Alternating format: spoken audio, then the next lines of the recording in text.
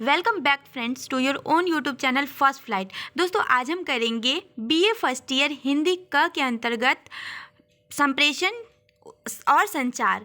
उसके अंतर्गत हम करेंगे संप्रेषण की संभावनाएं और चुनौतियां, जो मोस्ट इम्पोर्टेंट टॉपिक है और इसकी संभावना बहुत ज़्यादा हो जाती है।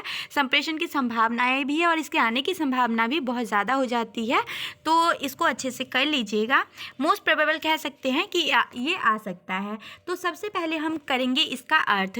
तो इसका अर्थ क्या होता है संप्रेषण का? तो संप्रेषण के लिए अंग्रेजी भाषा में कम्युनिकेशन शब्द का प्रयोग किया जाता है और इसकी उत्पत्ति किससे हुई है? तो लैटिन शब्द कम्युनिट से हुई है, जिसका अर्थ किसी विचार या सूचनाओं को एक व्यक्ति से दूसरे व्यक्ति तक इस प्रकार पहुंचाना है कि उसे समझ सके। वो मतलब कि जो हमारा प्रेषक मतलब प्राप्त करता है वो प्रेषक की बातों को अच्छे से समझ सके। उसके बाद संप्रेषण की परिभाषा विभिन्न विचारकों के अनुसार, तो सबसे पहले आप ब्राउन के अनुसार दे दीजिएगा कि ब्राउन क्या कहते हैं? संप्रेषण विचारों एवं भावनाओं को एक व्यक्ति से दूसरे व्यक्ति को स्थानांतरित करने की प्रक्रिया है। इसका उद्देश्य सूचना पाने, व्यक्ति में समझ जागृत करना आदि है। उसके बाद एलन क्या कहते हैं? एलन कहते हैं कि संप्रेषण उन बातों का योग है जो एक व्यक्ति दूसरे व्यक्ति के मस्तिष्क में समझ उत्पन्न करने की दृष्टि से करता है। तो यही है आपका परिभाषा।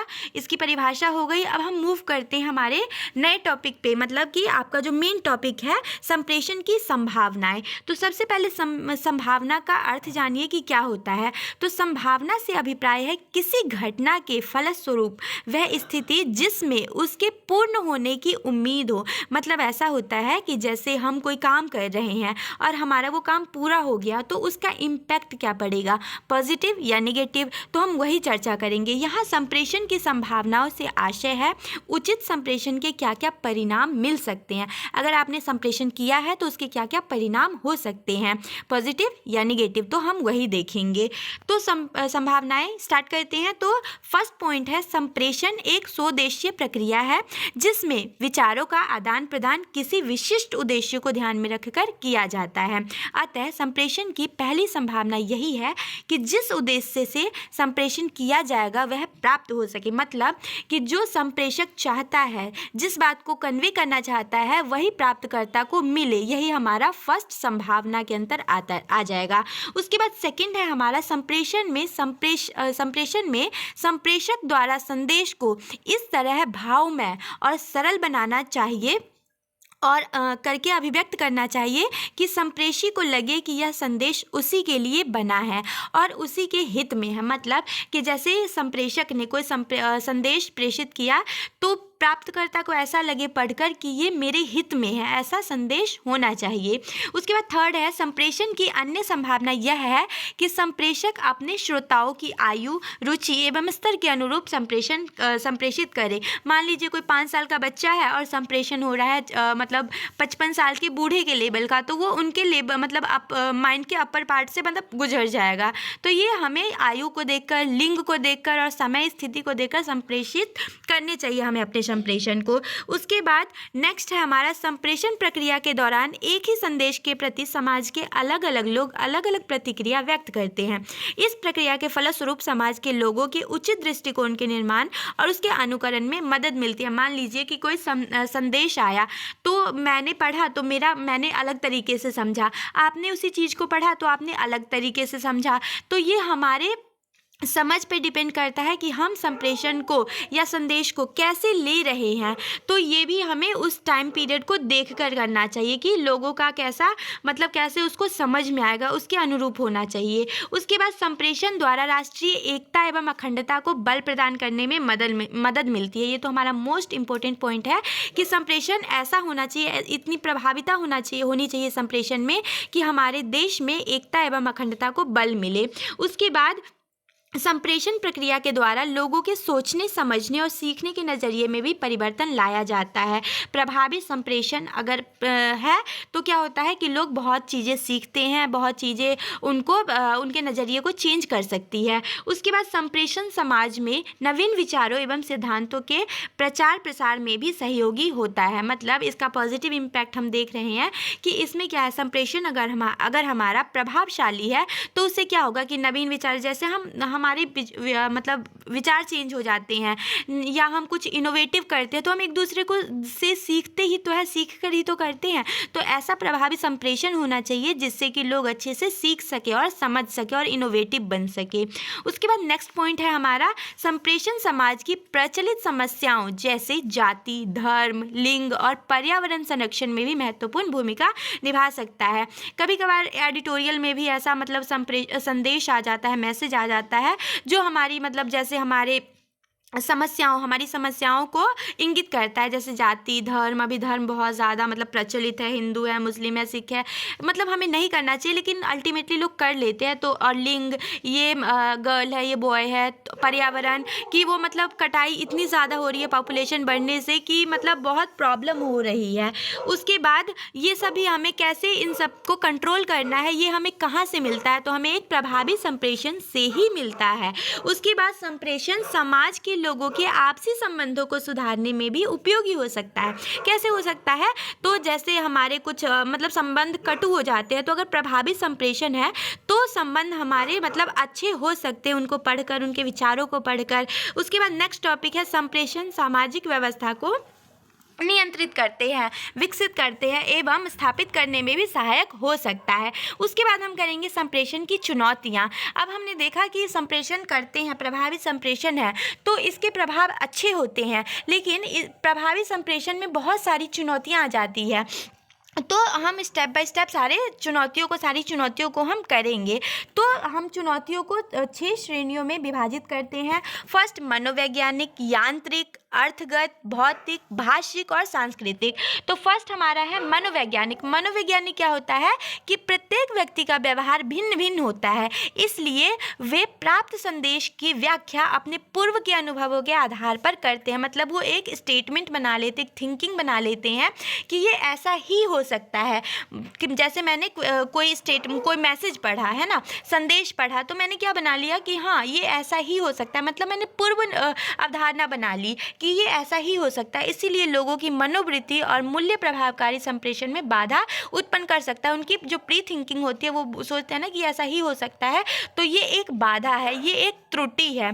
इसमें क्या होता है कि अर्थ ग्रहण में ग्रहणकर्ता का मनोविज्ञान बहुत काम करता है। कहा जाता है कि हम वही सुनते हैं या देखते हैं जो हम सुनना या देखना चाहते हैं।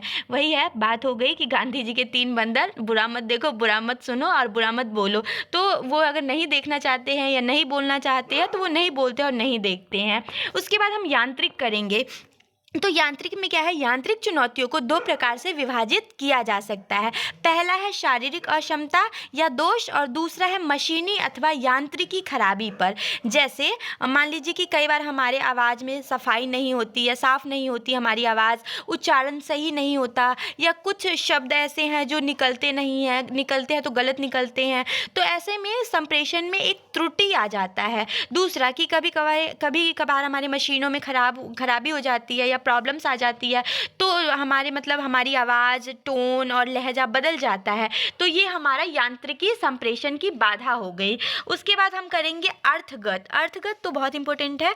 यदि संदेश अस्पष्ट व असंगत हो या फिर श्रोताओं के नैतिक मूल्यों के अनुरूप नहीं है तो भी प्रभावी संप्रेषण में बाधा उपस्थित हो सकती है। संप्रेषण में अर्थ की भूमिका महत्वपूर्ण होती है। अर्थ की सामान्य स्वीकृति के बिना प्रेषक तथा ग्रहणकर्ता के बीच संप्रेषण संभव नहीं है, मतलब असंभव है। मान लीजिए कि मैंने कुछ संप्रेषित किया और मैं कुछ और कहना चाहती हूँ और अर्थ उसका कुछ और निकल रहा है, तो ये भी एक मतलब कि ब्रेक आ जाएगा। किसके बीच में, तो संप्रेषक और प्राप्तकर्ता के बीच में। तो हमारा अर्थ क्या होना चाहिए, स्पष्ट होना चाहिए। उसके बाद हम करेंगे भौतिक। तो भौतिक क्या होता है, इसके अंतर्गत वक्ता और संदेश ग्रहण करने वाले ग्रहणकर्ता के बीच की भौतिक दूरी से लेकर समय अंतराल तक को ले सकते हैं। जैसे दूर खड़ा व्यक्ति पास खड़े व्यक्ति की अपेक्षा कम सुन पाएगा। मतलब कि इसमें डिस्टेंस देखते हैं कि मान लीजिए कि कोई व्यक्ति मेरे पास खड़ा है और मैं कुछ संप्रेषित कर रही हूँ और कोई व्यक्ति उससे दूर खड़ा है, तो ज़्यादा अच्छे से कौन सुन पाएगा, जो पास में खड़ा है। तो ये भौतिक समस्या है। इसके अंतर्गत आर्थिक और वित्तीय मतलब सारी समस्याएं आ जाएगी जो बाधा उत्पन्न करती है। उसके बाद नेक्स्ट हम करेंगे भाषिक। भाषिक तो बहुत इंपॉर्टेंट है। सूचना के संप्रेषण में सबसे प्रमुख बाधा भाषा की होती है, क्योंकि विभिन्न देशों से सूचना अलग अलग भाषाओं में प्राप्त होती है। कि अमेरिका की लैंग्वेज अलग है, चाइना की अलग है, इंडिया की अलग है, मतलब वो अलग बात है कि जो हमारा इंग्लिश है वो इंटरनेशनल है, यूनिवर्सल है।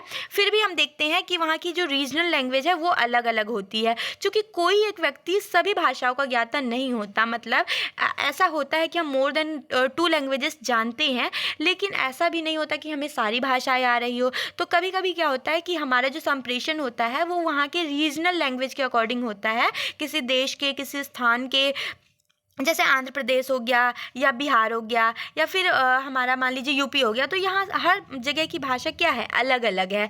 तो उस टाइम पे भी क्या होता है कि संप्रेषण में बाधाएं या चुनौतियां उत्पन्न हो जाती है। उसके बाद हम नेक्स्ट करेंगे सांस्कृतिक। सांस्कृतिक में क्या आएगा कि किसी समाज का सांस्कृतिक परिवेश उस समाज की भाषा का जनक होता है। संस्कृति समाज और भाषा का गहन एवं आंतरिक संबंध है।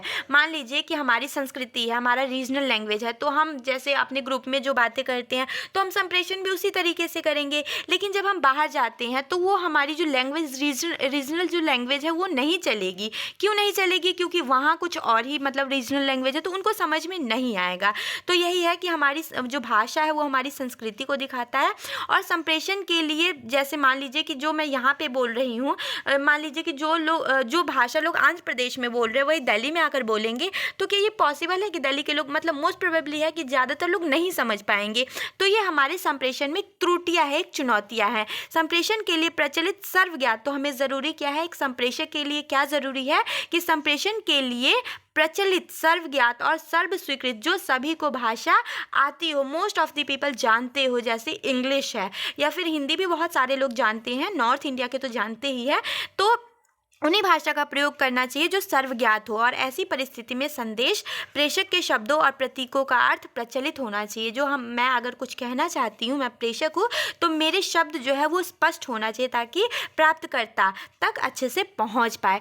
तो इसी के साथ दोस्तों हमारा ये टॉपिक भी कंप्लीट हो गया है और बाकी सारे वीडियोस मैंने अपलोडेड कर दिए हैं, तो वो आप जाकर देख सकते हैं फर्स्ट फ्लाइट चैनल में जाके। और अगर आपको इसका PDF चाहिए तो मैं टेलीग्राम चैनल पे अपलोड कर दूंगी और उसका लिंक मैं डिस्क्रिप्शन बॉक्स में पिनअप कर दूंगी, तो वहाँ से जाके आप डाउनलोड कर सकते हैं। और अगर आपको और भी कोई वीडियो चाहिए तो मुझे कमेंट बॉक्स में ज़रूर बताइएगा। थैंक यू सो मच दोस्तों, आपका वैल्यूएबल कीमती समय देने के लिए।